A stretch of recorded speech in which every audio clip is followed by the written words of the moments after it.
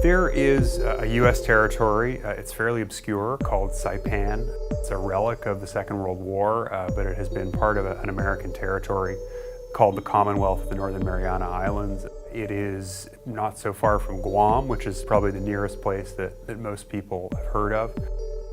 Administratively, it's kind of similar to Puerto Rico, and it's had a kind of troubled economic history, never really finding an industry that makes sense to keep its economy going. But a few years ago, it entered an agreement with a Chinese company to construct a huge casino, really massive, a kind of Macau-sized development out there in the middle of nowhere in the Pacific. And after that, things got pretty weird.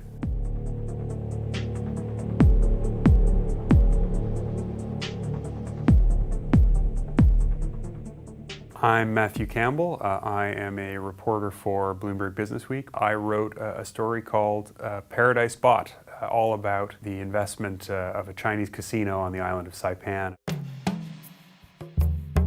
Actually, what had happened was a colleague of mine in Asia who covers the casino business had heard of this place because the company that was operating this casino, called Imperial Pacific, based in Hong Kong, was reporting its numbers to the Hong Kong Stock Exchange.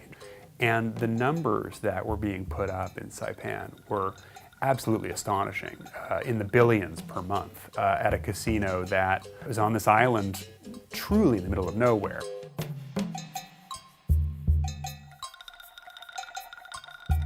Imperial Pacific is actually a little bit mysterious in its origins. We know that it is controlled by a mother and son from Harbin in northern China.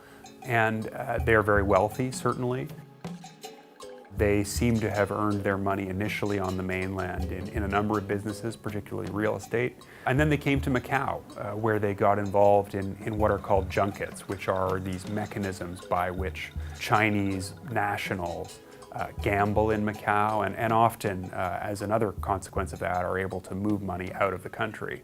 So when Saipan began looking to whether a casino could be the answer to its economic problems, Imperial Pacific showed up and very quickly won approval and a very generous deal to construct this casino and to then operate it without paying a great deal in tax. There was a big problem from the beginning of Imperial Pacific's project in Saipan, which was that no one had ever built anything this large there. This is an island of small buildings. It's kind of like a quiet American suburb. And here was this Chinese company proposing to construct a Vegas or Macau-sized installation right in the middle of the city center of Saipan's largest town. So they needed workers, and where did they find those workers? Well, it turned out many of them, and this was something that was investigated by the US federal government, were tourists, were Chinese nationals who had entered on tourist visas into Saipan and had then gone straight to work at the construction site. I spoke to one person who had worked as a site supervisor there in charge of implementing safety rules, who said that it was the most difficult project he'd ever worked on because basic safety requirements were not being followed. And sure enough, there were a great deal of injuries. There was one death that was documented, and things actually got so bad that at the hospital in Saipan, the doctors were keeping a kind of unofficial spreadsheet listing injuries from workers from the site to keep track of how many patients they were seeing who had been hurt while working to build this casino. So while I was in Saipan, I went, and with the help of a colleague who translated, to see some of these construction workers who were living in a sort of dormitory, barracks-like structure not so far from the casino. They were angry. They were claiming they had not been paid, that they had been injured and not properly treated, and really just aggrieved in every respect. These workers were employed by a series of contractors that Imperial Pacific had hired to build its casino. Imperial Pacific has said that it is in full compliance with all of these rules, that any issues, for example, around immigration and illegal labor being used on the construction site, these things are being done without its knowledge.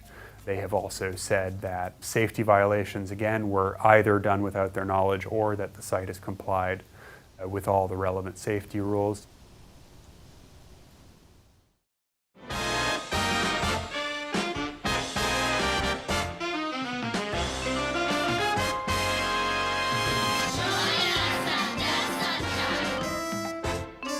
Imperial Pacific, of course, needed someone to actually run this casino, and I think it's fair to say it needed an American face. It needed someone who could operate natively in an American context. And so it hired a guy called Mark Brown, who had cut his teeth actually in the Trump organization, in Trump casinos.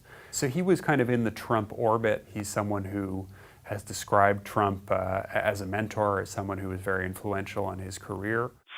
We realize that we are guests here. You know, we're investing in the island, into the Chamorro culture that's here. We're guests, so we're very honored and privileged to be here, and we will be here for many, many years to come. Brown was the person running it. He was the face of it, appearing at meetings, doing interviews with the local papers. However, he eventually left. He then came back, and then I believe he left again, and he's now no longer with the company.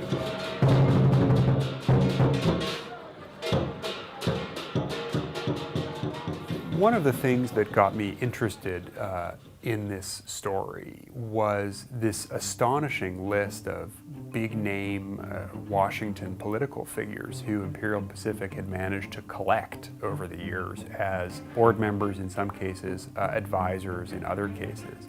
You had David Paterson, the former governor of New York. You had Ed Rendell, former governor of Pennsylvania. You had Jim Woolsey, who ran the CIA, Louis Freeh, who ran the FBI. One of the things that really struck me as I reached out to some of these people was that they hadn't done much due diligence. Rendell, for example, told us that essentially his assistant had Googled Imperial Pacific and done a bit of online reading, and he'd concluded from that that this was an okay assignment for him to take and an okay check for him to take. It's probably safe to say they were hired to provide a degree of air cover, that if you have people with these big names on the payroll, they can help you stay away from any regulatory or legal problems. Pretty much all of these figures eventually stepped down from these roles, but they were for a long time associated with this company that had really serious questions about its operations and its activities and its influence in this U.S. territory.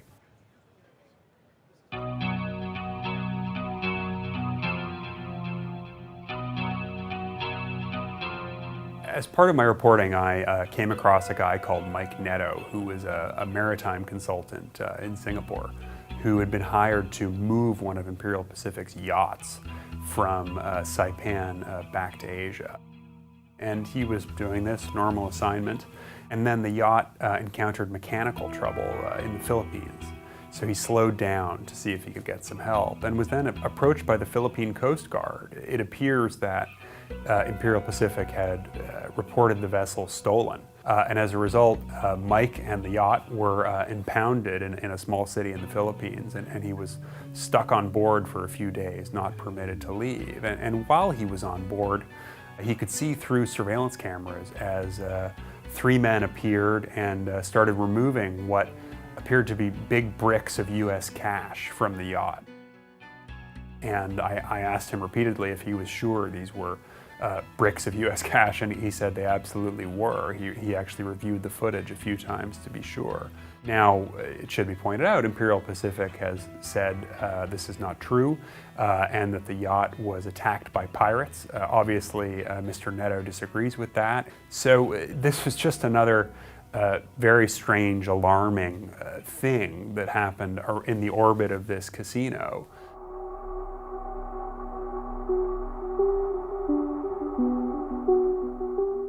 From the beginning of the casino story in Saipan, which goes back to about 2013, there was a lot of support from the current governor, Ralph Torres, who is from one of Saipan's big political families. There were interesting questions about why the governor came to support the casino. When a casino was initially being considered for Saipan, he was in the Senate, he actually voted against it. Then, over time, as I learned and was able to document through my investigation, there had emerged significant financial links between the governor's family and Imperial Pacific. His three brothers run a law firm. Imperial Pacific actually had that law firm on the payroll and paid it quite a lot of money. There had been land deals with people who the governor was related to obtain long-term leases on land around the island. and just a general sense that this company and this administration were incredibly close and aligned in their interests. Imperial Pacific has said that they have complied, that they have not broken any rules, and that they are operating just as any company in the United States should. Governor Torres has said repeatedly, including in a recent statement, that he has never benefited improperly from the presence of the casino or from Imperial Pacific, that his brothers have not benefited improperly, that any land deals have not resulted in funds flowing to him. I have a duty to do and to continue what I am voted for, and I just respect the process. Without Governor Torres, without support from his allies in the legislature, I think it's fair to say that Imperial Pacific would not have been able to act in the way that it has over the last several years. This is a company that has repeatedly failed to live up to the commitments that it made in its initial agreement with the government of Saipan, which stipulated it would construct a certain number of hotel rooms by a certain date, that the casino would be up and running, that it would pay a certain amount of tax over time. Many of those commitments have not been met. And yet the island's government and its regulatory body, which is called the Commonwealth Casino Commission, has just continued extending it rogue, continued allowing Imperial Pacific to operate, asking it to make good on these promises, but not really enforcing anything. And obviously the license has not been canceled. Located in the heart of Saipan is the Villas at Imperial Palace, in addition to the Seoul Casino on Saipan. The villas opened up 2 months ago, with 6 completed and 8 on the way.